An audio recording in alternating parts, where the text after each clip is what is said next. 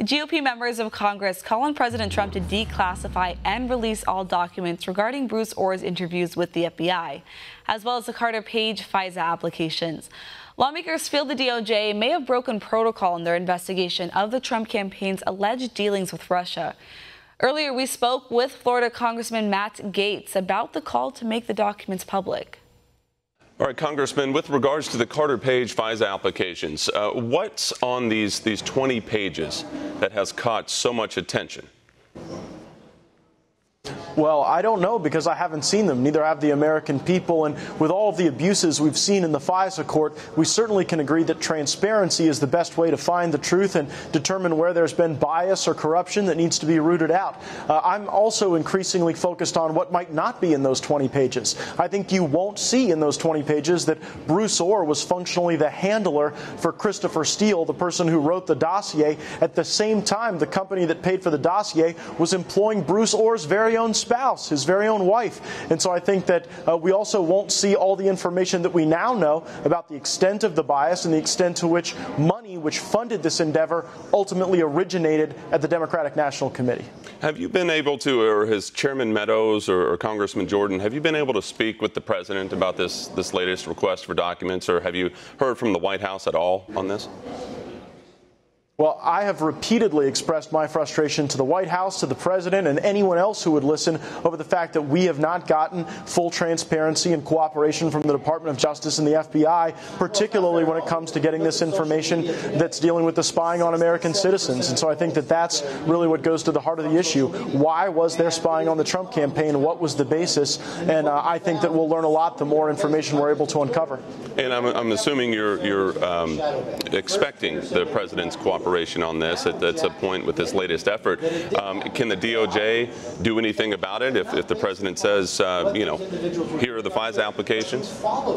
And they never even explained. Yeah, the Department of Justice is part of President Trump's administration. So if he were to make the order, that would functionally declassify those documents. The Department of Justice is where we faced such strong resistance, and it really makes no sense. The American people want transparency. The president wants transparency.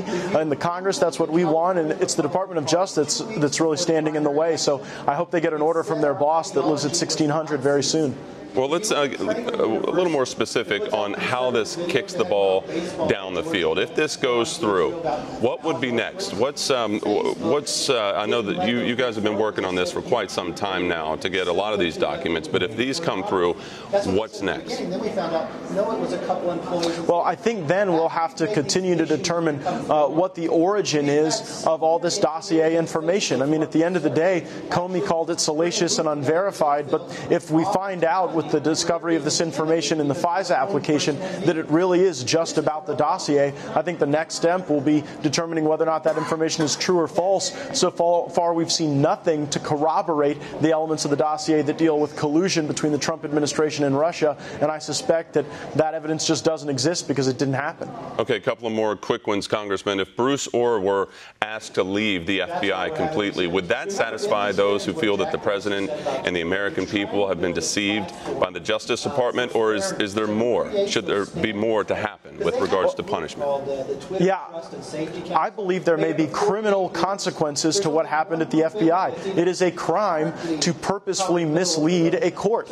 People can get disbarred for that as well, and there are also professional consequences. I think immediately Bruce Ohr should be fired. He obviously didn't follow protocols, and in his interview, which I sat in on, Bruce Ohr admitted that he did things in this case that he had never done in any other case he'd ever been involved in as a prosecutor regarding to the chain of evidence and the custody of evidence. And so I think that he should be gone and then potentially referred for criminal prosecution. All right, switching gears to this last question, because I'd love to get your thoughts on it. I want to ask you about Jack Dorsey and Sheryl Sandberg with Twitter and Facebook being on the Hill yet again yesterday. Of course, this time addressing any progress that they may have made with regards to any potential bias toward conservative accounts.